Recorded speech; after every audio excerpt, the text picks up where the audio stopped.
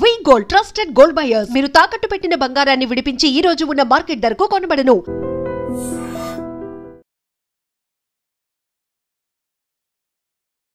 నమస్కారం, welcome to I dream. ధర్మ మార్గం విత్ విజిత కార్యక్రమానికి స్వాగతం.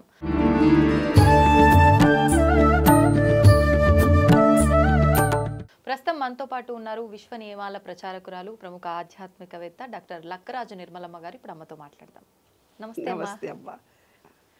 అమ్మ, సాధారణంగా ఇప్పుడు చాలామంది ప్రతినిత్యము చేసే ఆరాధనలకి ప్రత్యేకించి పువ్వులు కొనాల్సిన అవసరం లేదు అని చెప్పి వాకింగ్కి వెళ్ళినప్పుడు సాయంకాల సమయంలో కానివ్వండి, మార్నింగే కానివ్వండి, ఒక కవర్ పుచ్చుకొని పోయి ఆ పక్కన ఎక్కడ కనిపిస్తే అక్కడ, అది ఇంటి ముందర కావచ్చు, పక్కింటి వాళ్ళ ఇంట్లో కావచ్చు, అడగకుండానే తెంపుకొని వచ్చి వాటితో పూజ చేస్తూ ఉంటారు.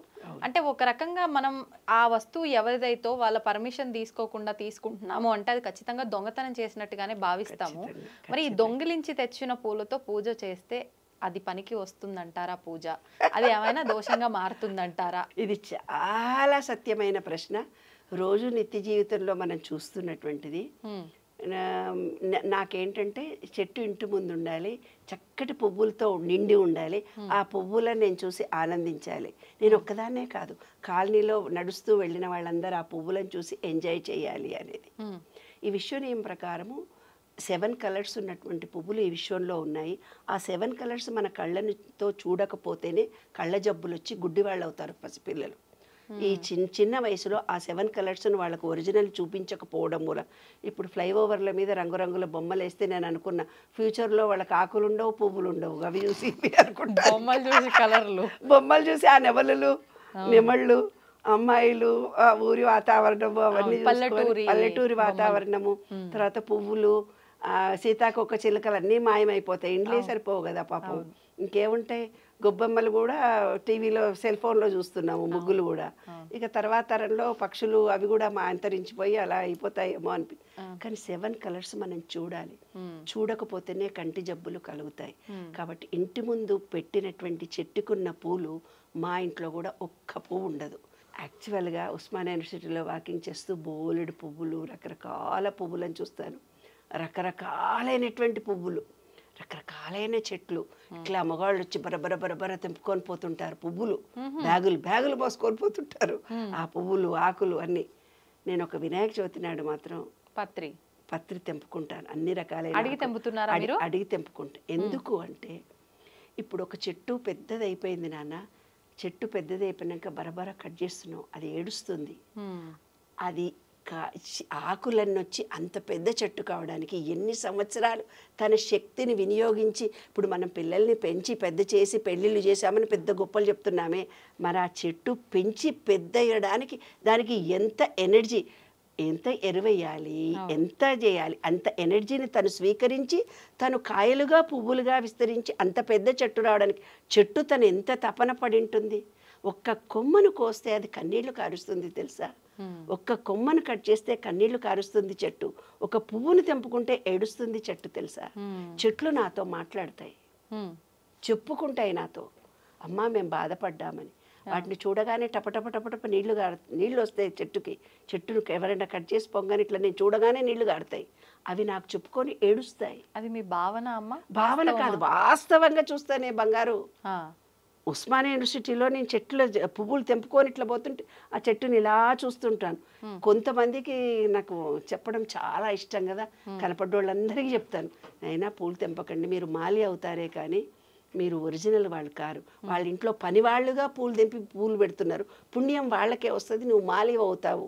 నువ్వు పనోడివే, దేవుడికి పూలు పెట్టినా నువ్వు వాళ్ళ ఇంట్లో పనోడివి అంతే, కోసి తెచ్చావు, కానీ మాలి అతనే, పుణ్యం అతనికే వస్తుంది. అట్లా గుడిలోని చెట్టు పువ్వులు తెంపొద్దు అని కూడా శాస్త్రం ఉంది. గుడిలోని పువ్వులు తెంపి గుడిలో దేవునికి పెట్టకూడదు, అదొక శాస్త్రం. గుడిలో ఉన్నది దేవుడికి సొత్తు కదా, దేవుడి సొత్తు కదా, అది దేవుడికి సొమ్ము నువ్వు తీసుకొని ఆయనకు పెట్టుడింది. మీ ఇంట్లో అన్నం తీసుకొని పోయి అకాల దేవుడికి ఆరోగ్యం పెట్టుకున్నట్టు నువ్వు కష్టపడి వంట చేస్తే మనము హోమం చేసేవాళ్ళు కూడా అంతే. హోమద్రవ్యాలన్నీ తెచ్చుకొని మనం చేస్తే వచ్చి ధనాధన మన మహిళలు ఇంకెవరో వచ్చి పెద్ద కూర్చున్నట్టుగా నటించి వాళ్ళు కూడా హోమంలో వేసేసి ఓ అని పూజలు చేసేసి భక్తితో దండాలు పెట్టి మరీ వెళ్తుంటారు. కానీ హోమద్రవ్యాలు తెచ్చిన వాళ్ళు ఎవరు, కష్టపడ్డది ఎవరు, అక్కడ అక్కడంతా ఊడ్చి తుడిచింది ఎవరు, ఎవరి సంకల్పం చేసుకున్నారు, పుణ్యం వాళ్ళకే చెందుతుంది.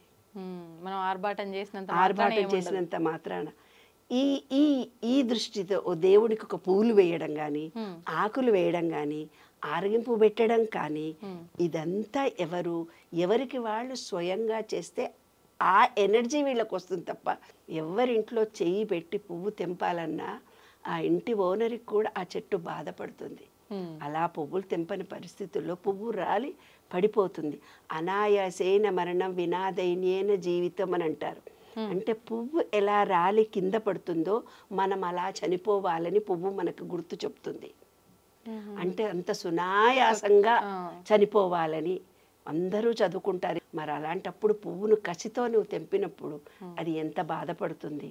అది నీవు స్వయంగా చేసి ఇది భక్తి కోసం నా ఇంట్లో చెట్టును పెంచాను, మా ఇంట్లో పూజకి నీ పువ్వులు కావాలని పెంచుతున్నానే భావనతో నువ్వు చేస్తే ఆ పుణ్యం నీకు వస్తుంది తప్ప ఏదైతే సంకల్పం చేసుకొని చెట్టు పెట్టినారో ఆ సంకల్పమే ఆ చెట్టు చేస్తుంది, వేరేది చెయ్యదు. ఓకే, మాకు డెకరేషన్ కోసం పెట్టాము ఇంటి ముందు ఈ చెట్టు, అందరూ పువ్వులు చూసి ఆనందించాలి, అది సంకల్పం. ఆ చెట్టు పువ్వులు తెంపితే నీకు పాపం వస్తుంది, పుణ్యం అనేదే రాదు. అలాంటప్పుడే ఇలాంటి పాపాలన్నీ చేసిన వాళ్లకు పాపం పోవడానికే వ్రతము అని పెట్టారు. వరలక్ష్మి పూజ అని పెట్టారు. వరలక్ష్మి పూజలో 9 పోగులు చేసి 9 ముళ్ళు వేయడము.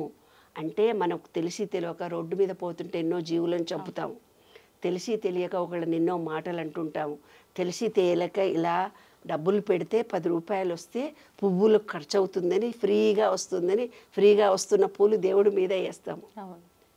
నీవు ఖర్చు పెట్టిందే నీకు పుణ్యం వస్తుంది, వేరే వాళ్ళ దగ్గర నుంచి పెట్టింది నీకు పుణ్యము రాదు. సత్యం ఇదే. ఇప్పుడు ఆ పోగులతో చేసి 9 ముళ్ళు వేస్తే ఇలాంటి అదృఢ కర్మ మనం రోజు నిత్య జీవితంలో చేసే పాపాలన్నీ పోయేటందుకే 9 తోరాల పూరణాన్ని 9 ముళ్ళు వేసి చేతికి కట్టుకుంటాం. అది మనం అదృఢ కర్మ.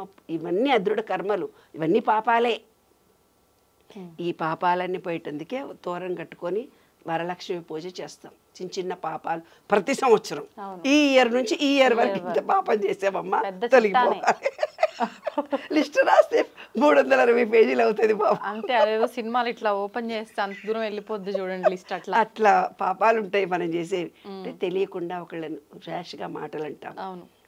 చేసుకున్న భార్యనే ఎంతో మనసు కష్టపడే మాటలు అంటారు మగాళ్ళు. చాలా మనసు నొచ్చుకుంటుంది. కంట కన్నీరొలకిన తొలగిపోవురా సిరులు. ఏ ఇంట్లో ఆడపిల్ల అంటే భార్య కానీ కూతురు కానీ తల్లి కానీ కంట నీళ్లు పెడితే వాళ్ళ ఇంట్లో లక్ష్మి ఉండదు, అలక్ష్మి ఏర్పడుతుంది. వాళ్ళు ఏ పనికి పోయినా వాళ్ళకి పని జరగదు నాన్న. ఇదే శాస్త్రం మనకు చెప్పింది. ఇందులో చాలా సత్యం ఉంది, చాలా సత్యం ఉంది. భార్యని హింసించే వాళ్లకు ఉద్యోగం ఉండదు మగాడికి. వాడు ఏ పని చేసినా సక్సెస్ కాదు. ఎప్పుడు పెళ్ళాన్ని నా మనిషి అని ఎప్పుడైతే ప్రేమించుకుంటూ పోతాడో అప్పుడే సక్సెస్ఫుల్ రిజల్ట్ ఆ కుటుంబం అభివృద్ధి చెందుతుంది. లేకపోతే అభివృద్ధి చెందదు.